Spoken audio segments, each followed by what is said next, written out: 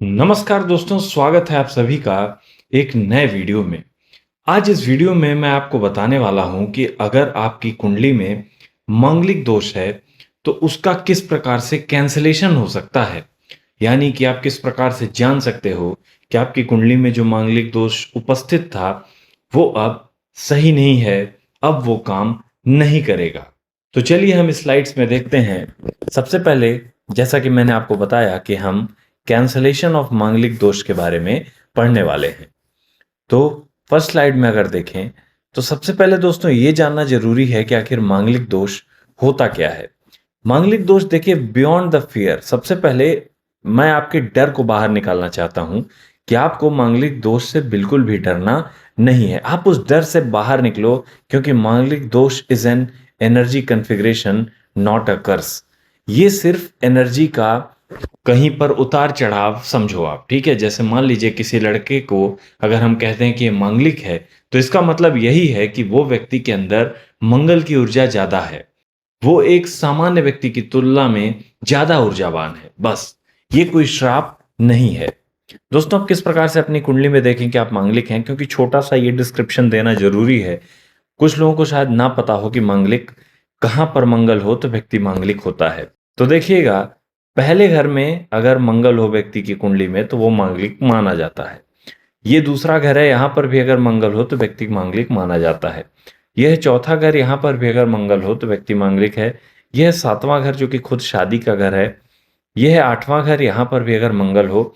और यह है 12वां घर, यहां पर भी अगर मंगल हो तो व्यक्ति मांगलिक माना जाता है।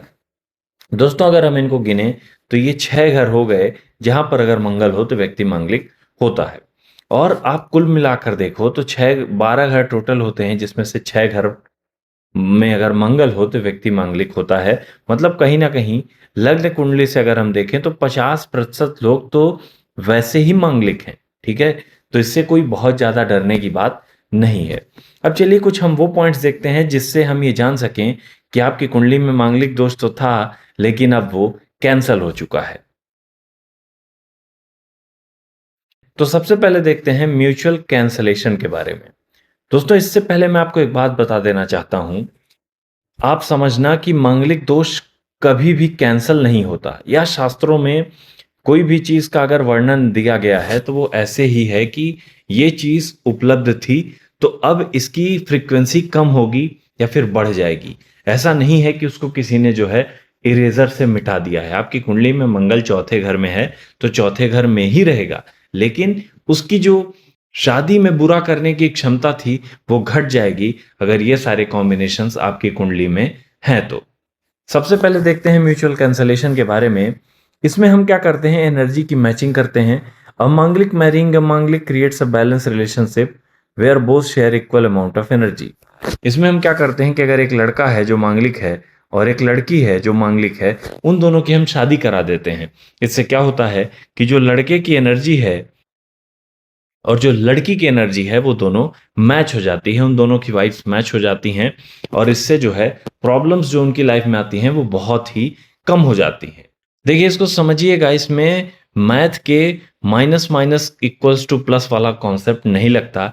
इसको आप ऐसे समझोगे कि दोनों की एनर्जी जब सेम हो गई तो दोनों अगर झगड़ भी रहे हैं तो सेम एनर्जी से झगड़ रहे हैं और उसके बाद उनकी लड़ाई खत्म हो जा रही है।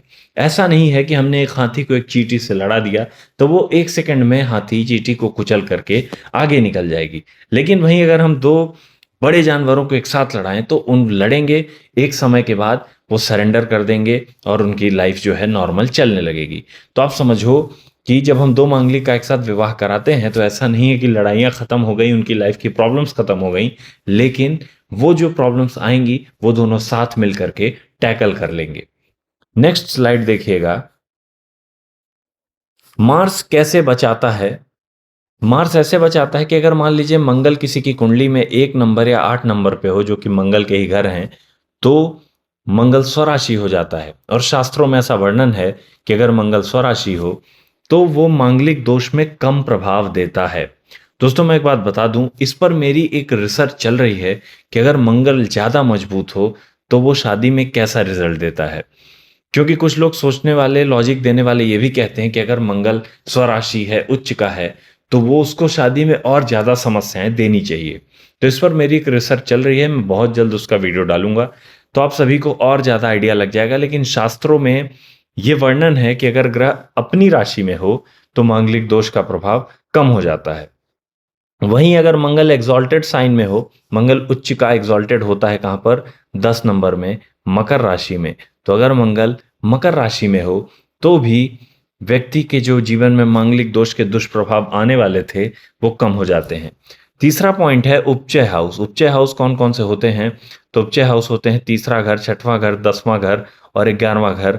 अगर इन घरों में मंगल है किसी भी लग्न से, चंद्र से, लग्न कुंडली से, तो इसका जो मंगल का मांगलिक का प्रभाव था वो कम हो जाता है, क्योंकि व्यक्ति की जो ऊर्जा रहती है वो दूसरे कामों में बढ़ जाती है। वो अपनी हॉबी पर समय देने लगता है, अपने करियर पर मेहनत करने लगता है, पैसा कमाने के लिए मेहनत करने लगता है, तो वो शादी में अपनी ऊर्जा को बहुत ज्यादा उपयोग नहीं कर पाता। इसलिए इस प्रकार से आप देखते हो कि आपके कुंडली में मांगलिक दोष का प्रभाव कम हो गया है।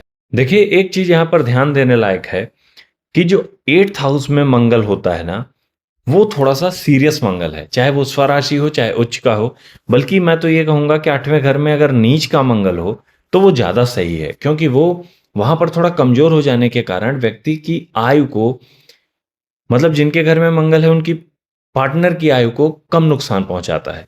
लेकिन वहीं अगर 8वें घर में मंगल स्वराशि है या और किसी दिग्बल के साथ आ रहा है, तो आप ध्यान रखेंगे कि वो मंगल से आपको सतर्क रहना है। और अगर ऐसा मंगल है तो आप शादी से पहले किसी भी ज्ञानी ज्योतिषी से संपर्क जरूर करें, उसके बाद ही शादी करें।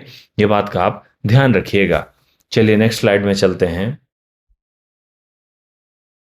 The shield of benefics. आपकी कुंडली के जो बेनिफिक ग्रह हैं, जो शुभ ग्रह हैं, वो कैसे आपकी मांगलिक दोष को कम करते हैं। सबसे पहले हम देखेंगे जुपिटर के एस्पेक्ट को, मतलब गुरु की दृष्टि को। When a strong Jupiter aspects Mars, जब एक मजबूत गुरु, कहीं पर भी गुरु की अच्छी पोजीशन हो, अच्छी स्ट्रॉन्ग स्थिति में बैठे हों और वो मंगल को एस्पेक्ट करें, दृष्टि डालें, it filters raw aggression through wisdom and धर्मा।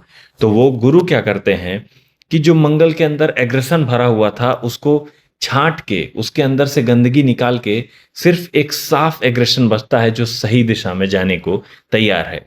आप इसको ऐसे समझो कि एक बहुत ऊर्जावान, बहुत ही टैलेंटेड आदमी को हमने एक गुरु के संरक्षण में रख दिया, तो अब वो जो बच्चा है वो अपने जीवन में बहुत अच्छा करेगा, क्योंकि वो गुरु से सीख सीख के कोई भी काम करेगा। इसलिए अगर गुरु की दृष्टि मंगल पर हो तो ये मांगलिक दोष को कम करता है।